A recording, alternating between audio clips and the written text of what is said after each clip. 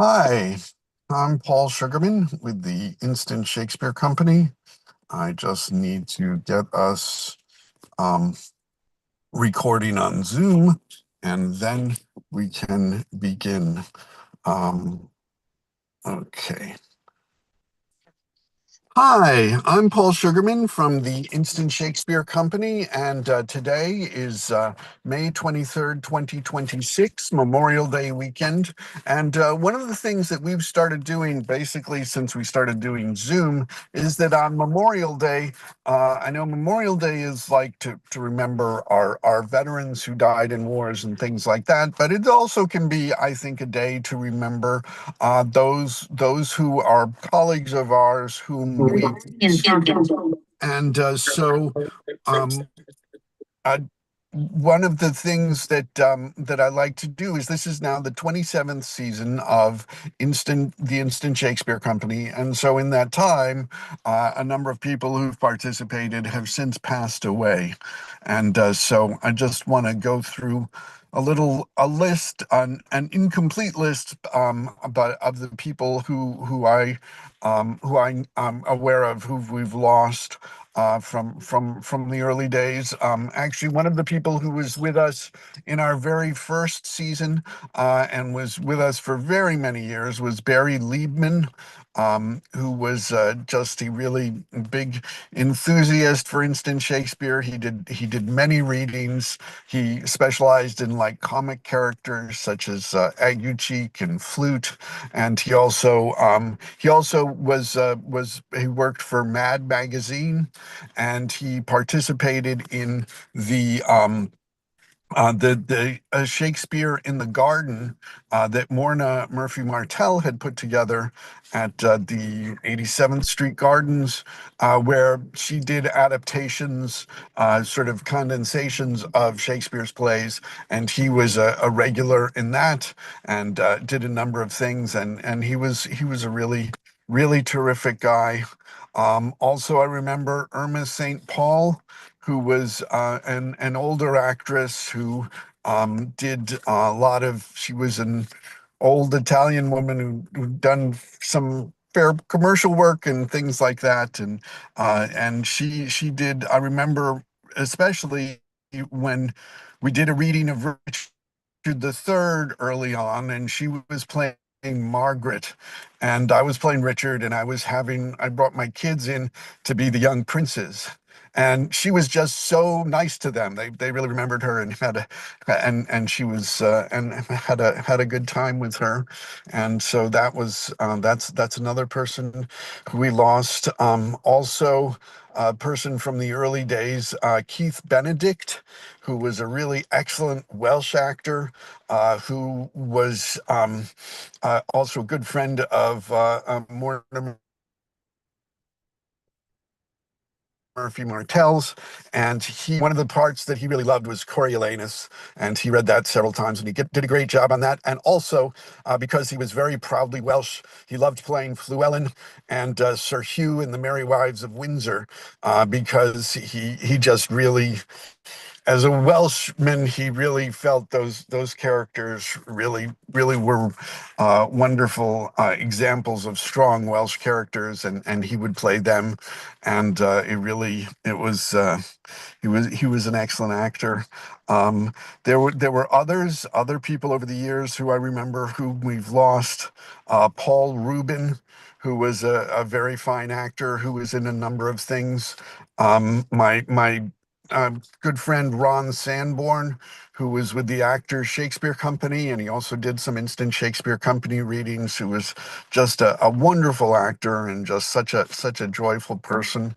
And so we lost him. Other people who um, there there are many whom I don't know about, and that I may have forgotten, and I apologize for that, but I just want to go through some of the people that I do remember, including Doug Rossi, who was a really excellent actor.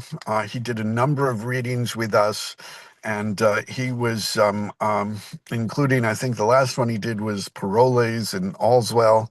and he was a really really sweet guy, excellent actor, and he I think he was just in his 30s or 40s when he passed. It was very sad because there's so much potential there.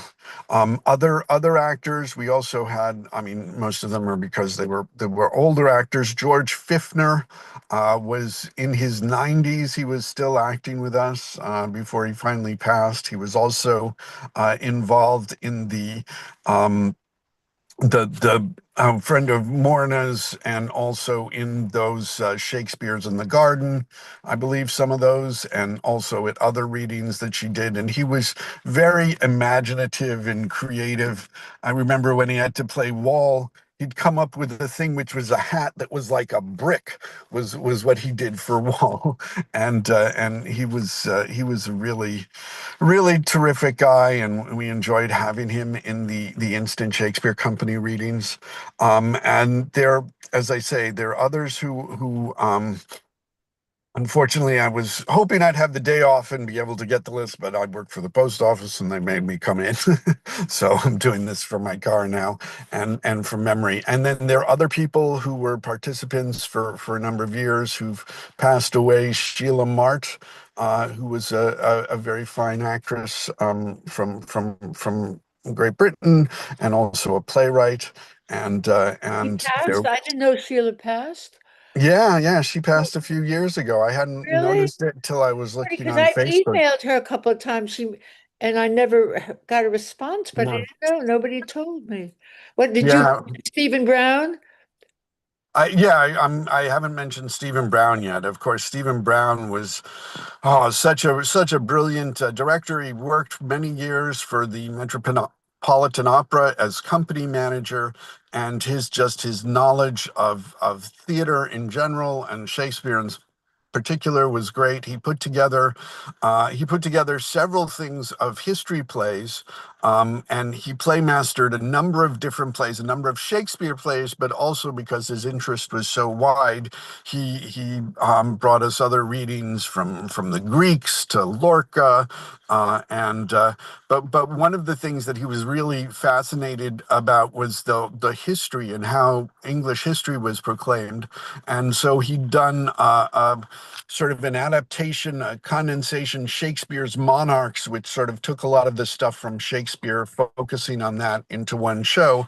But he also, much bigger project that he did was doing basically from Edward II through Henry VIII, of sort of doing all of the Shakespeare history plays in order, and also including other plays such as Edward II by Marlowe, and plays by other playwrights that dealt with the kings that Shakespeare didn't, or dealt with in a different way. And so that was a really really tremendous thing. And as I said, he did a lot of these things on Zoom, on our where this is now on our YouTube, the Instant Shakespeare Company YouTube channel. I've put together a couple of playlists. One that is the playlist of the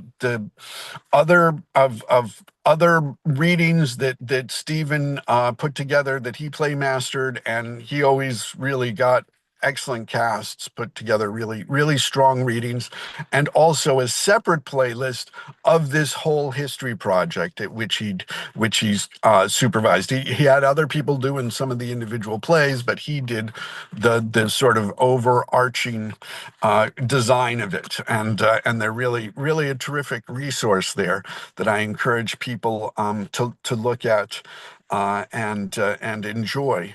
Also, another person who had passed recently was Milton Polsky, who was a good friend of mine, and I'd published several of his books, Dear Will, Sound Advice from Shakespeare, and Shakespeare Trilogy, which were apocryphal plays about how Shakespeare might have written some of his plays. And he was also just a wonderful educator, writer, and great enthusiast for Shakespeare and the theater. And we miss him very much. Among other people who we've also miss is our is Sandy Schwartz, who is the wife of John Schwartz, who participated in many readings, and she was very good. And also, we were very fortunate. I also want to mention one who had passed was Mark Margolis, the excellent actor who you may know from Breaking Bad, Better Call Saul, and many other things. A really wonderful My career. husband, he's called. Yes, Yeah. yes, and Jackie's been a really strong member here for many years, play mastering and things like that. And it was really great having Mark. Sometimes he would join in some of the discussions, especially when a few times when he talked about studying with Stella Adler and how important, how great she was as a teacher, and so yeah, and he did the Player King was a part that he'd always wanted to play, and so he'd done that when Jackie had playmastered it. And so, Jackie, is there more you'd like to say? No, I don't think so. I think you've kind of. Oh, Pam Mayo, she read with us sometimes. She came to open call, not, I don't think she did Zoom with us, but I remember using her and she came and did some Shakespeare. She was actually married to Stephen Ben Israel. They were living theater people, and she was always interested in instant Shakespeare. And she might have done some Zoom with me, but I know she came live and did some readings, and she would come and listen too. And she passed away a couple of years ago. Oh, Unfortunately, Stephen Ben Israel, but he wasn't part of Instant Shakespeare. But they were all friends of mine. They were all kind of familiar with they were actors and they knew that this was good. They liked Instant Shakespeare. And that's great. they remembered when you were managing or whatever the Applause bookstore on 72nd Street, and everybody as young actors would buy their plays there and all their books. Yeah, absolutely. Well, and the Instant Shakespeare Company started as the Applause Shakespeare Marathon in 2000 when we did readings when the Applause bookstore had a stage there, and we did readings of all 36 plays in the first folio in 12 days, three plays a day. It was a pretty wild thing. As I say, Barry Liebman was part of that. Angus Hepburn, who's still with us, is part of it, and Tom Cox, who's still with us. And so it's really it was great. And yeah, and the motto of the Instant Shakespeare Company is Shakespeare for everyone. So we're always happy to have people who participate. So. And now, what Jackie suggested is that as a little bit of a tribute to Mark, we're going to read a little bit of the part that he played in the of the Player King from Hamlet. I found this book. I think this is a book where it's she becomes Baptiste, right? Right, I think we're Baptista. both Yeah, on the same. Yeah, it was Act 3, Scene 2, page 90. It starts with the yeah. king. Okay, anytime Full you want to. with. Okay, so we're beginning. Yes, this is the play within the play when the Player King comes on. Full 30 times hath Phoebus' cart gone round, Neptune's salt wash and Tellus' orbed ground, and 30 dozen moons with borrowed sheen about the world have 12 thirties been, since love our hearts and Hymen did our hands unite co-mutual in most sacred bands. So many journeys may the sun and moon make us again count over ere love be done. But woe is me, you're so sick of late, so far from cheer and from your former state, that I distrust you. Yet though I distrust, discomfort you, my lord, it nothing must, for women's fear and love holds quantity in neither aught or in extremity. Now what my love is, proof hath made you know, and as my love is size, my fear is so. Faith, I must leave thee, love, and shortly too. My operant powers, my functions leave to do. And thou shalt live in this fair world behind, honored, beloved, and haply one as kind. For husband shalt thou. Oh, confound the rest, such love must needs be treason in my breast, and second husband let me be accursed. None wed the second, but who killed the first. Wormwood, wormwood. The instances at second marriage move are base respects of thrift, but none of love. A second time I kill my husband dead when second husband kisses me in bed. I do believe you think what now you speak, but what we do determine oft we break. Purpose is but the slave to memory, a violent birth but poor validity, which now, like fruit unripe, sticks on the tree, but shall unshaken when they mellow be. Oh, most necessary 'tis that we forget to pay ourselves what to ourselves is debt. What to ourselves in passion we propose, that passion ending doth the purpose lose. The violence of other grief or joy their own enactors with themselves destroy. Where joy most revels, grief doth most lament. Grief joys, joy grieves on slender accident. This world is not for aye, nor 'tis not strange that even our loves should with our fortunes change. For 'tis a question left us yet to prove, whether love leave fortune or else fortune love. The great men down, you mark his favorites fly. The poor advanced makes friends of enemies, and hitherto doth love on fortune tend. For who not need shall never lack a friend, and who in want a hollow friend doing try, directly seasons him his enemy. But orderly to end where I begin, our wills and fates do contrary run, that our devices still are overthrown. Our thoughts are ours, their ends none of our own. So think thou wilt no second husband wed, but dies thy thought when thy first lord is dead. Nor earth to give me food, nor heaven light. Sport and repose lock from me day and night. Each opposite that blanks the face of joy, meet what I would have well, and it destroy. Both here and hence pursue me lasting strife. If once a widow, ever I be a wife. If she should break it now, 'tis deeply sworn. Sweet, leave me here a while.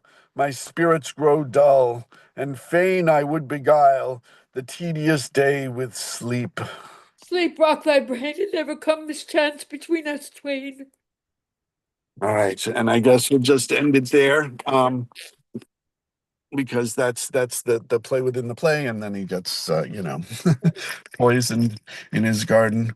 I mean, I also think that it's really great to sort of have Shakespeare as a way to get us language to be able to talk about people. I mean, I think there's actually another line for Hamlet, which is a really great thing, that I think really applies to Mark as well. He was a man, take him for all in all. We shall not look upon his like again. Thanks. That's nice. He'd like that. Yeah. He would. Right. Yeah, and also I feel sad about Sheila Moth. I didn't even know she would kind of like we both love dance, we both love ballet. We did a couple of these plays together, but those were things like we talked about, and I would send her mail about, oh, here's a ballet class, here's a ballet doing this. There were certain things that you connected with each other, and that makes, of course, Sandra, she and I were really, really tight, and I was in New Mexico. This is actually right. Mark died a few months after, but we were out in New Mexico. He had been working on Better Call Saul, and we were kind of then taking a vacation up there. And Sonya's husband tried to reach me that she had died. I didn't know she had died. Somehow the phone's up in the mountains. Somehow I never heard the phone. It didn't connect with my iPhone. It was an old phone or whatever. I got back and I called and and he answered the phone. And I said, "Hi, how are you?" I said, "How's Sandra?" He said, "Dead." It was like, that's kind of like being hit with a rock. He said he had tried to reach us, and when I looked back at my phone, there was their number, but for some reason or other, being up in the mountains, the phones did not always connect, and I didn't know he was calling to say, she had been laid to rest and he wanted us to come. But the fact that his response was like, so sometimes where there's death, sometimes you have to look at the humor side of it. I mean, I know I'm talking too much, but Mark, my son and I had to, Mark was ill and we had to take, pull the plug from him. But anyway, we were in the room. It was like not really hospice. They call it comfort. And there was a woman who came in. She was reading all kinds of poetry, and I wished she would go, and I didn't know how to tell her. Finally, she left anyway. And then I sat with Mark, and Morgan said, "I got to take a walk." He says, "I know as soon as I go and take a walk, he's going to leave us, right?" I said, "Take a walk, right?" Anyway, he left. And of course, as soon as he left, Mark left. And then, so I rang Morgan. I was so nervous, I could hardly get his number. And I said, "Morgan, you better come up, right?" So Morgan came up and he said, "He's gone." I said, "No, he's still got a few breaths left." I almost had to laugh because within the tragic of the situation, you had to like, in order to survive, you have to make light sometimes of it. We come and go like, what was it? Michelangelo says we come and go like, oh, that was J. Prufrock or whatever. He said we come and go like Michelangelo. That was a famous poem. So that was blabbering. I kind of got hit with this piece, right? Whatever. Yeah, yeah, no, it is. It's a lot to deal with, and I mean, it's bringing up these memories. But I think it is important to take the time to remember those whom we've lost, because they are important to us, and they still have us here. Actually, we do have Ken is here as well. If he's got anything he wants to say. Um, So I think I'm trying to get Ken to join, I'm gonna get a but tissue. Right. yeah, yeah, we need the tissues and all of that. But yeah, yeah, there, as we say, there are people whom we've lost, whom we remember. Um, and just if there's anything else you want to say, or No, I think I've oversaid everything already. well, I'm glad you did. I thank you for doing that. Ken, I know just got here, but we're kind of getting to the end. If there's anything you want to share, Ken's unfortunately his camera usually doesn't work. But um, just wondering if there's anybody in particular um, who you'd like to recall. So, all right. Well, I'm not seeing Ken responding here. So, I mean, as I say, this is something we've sort of started as an annual thing to remember those, and we'll probably do it again next year. We also are doing, we try and, the Instant Shakespeare Company, as I say, is dedicated to the proposition that Shakespeare is for everyone. And so we have things both at various branches of the New York Public Library and on Zoom. And on Zoom, our next event is actually on Monday. We're doing a different sort of tribute to for Towel Day. For those of you who are familiar with the work of Douglas Adams, the author of The Hitchhiker's Guide to the Galaxy, a lot of his fans on May 25th celebrate Towel Day because one of his one of the lines from Hitchhiker's Guide to the Galaxy is that about a towel is about the most massively useful thing an interstellar hitchhiker can have. You can hear the reasons for it if you come to our Towel Day celebration on Monday, where we'll talk about that. But really, one of the things that Instant Shakespeare is about getting to know Shakespeare better, but getting more familiar by doing readings of his plays. And next Saturday, we have a Zoom reading of the second part of Henry VI. And the following week, we have an in-person reading of King John at the Columbus Library because we're very fortunate to partner with the New York Public Library and various branches where we do performances and readings. We just recently, where was it? At Yorkville, right? Was the Merry Wives? Well, Uh, yes, yes. It was at yes, New York. last Saturday we had a very 79th good Street. reading. Yeah, yeah. They have a nice space there. It's a nice, Yeah. if you come from the west, you can take the bus down 79th Street all through Central Park, and then they take you over to 79th Street and Second Avenue. And that's where the library is between Second and Third. But it's a nice ride. If you're west, you can go east. Hmm. Yeah. So, yeah, so we do that. And if you want to find out more about Instant Shakespeare, you can email Hello? instantshakespeare@gmail.com. Hey, Ken, how are you doing? Hi. I've been trying to join for some time, but there were problems. So, You and your computer. yeah, yeah. But do you have an iPhone? A phone? No, Oh, yeah, because no, I I started to use don't. my iPhone today because I didn't have my computer plugged in. Then I plugged in my computer. Luckily, my iPhone, I got a present for Mother's Day, a new But iPhone. Yeah. I'm I lost you, and it took me 5 minutes to come back, but I'm finally back, and I'm glad you're still here. Yes, Ben was saying, Ben Pology was saying something many years ago that George Fifner was also a war hero. He saw combat during World War II, and he was involved in some battle. I forget which exactly. I'm going to ask Ben about that later if I ever get Wow. to go. I was not aware of that, but yeah, I did mention George earlier. He was Yes, a really terrific.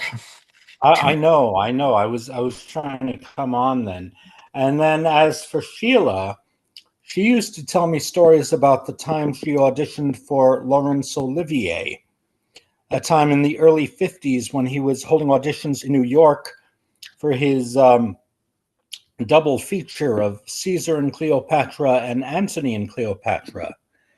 And she got to audition for him. Yes, I really miss Sheila. Sorry, she's gone. And something else, somebody else we talked about. I, I can't recall right now, but Okay.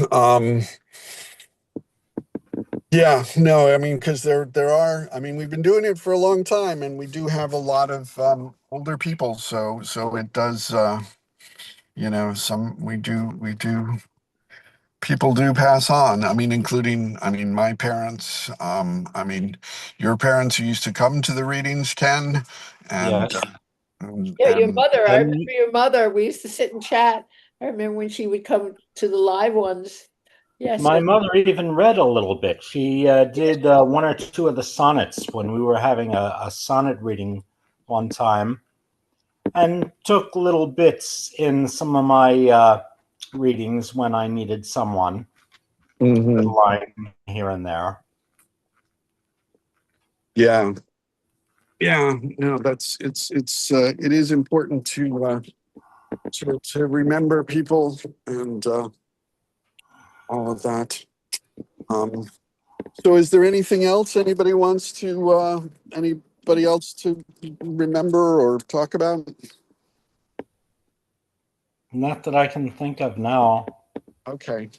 All right. Well, thank you. Thank you both. Thank you, Jackie. Thank you, Ken, for coming and sharing with me some of the memories of those who have been part of Instant Shakespeare who are no longer with us, but we retain a lot of great memories of them.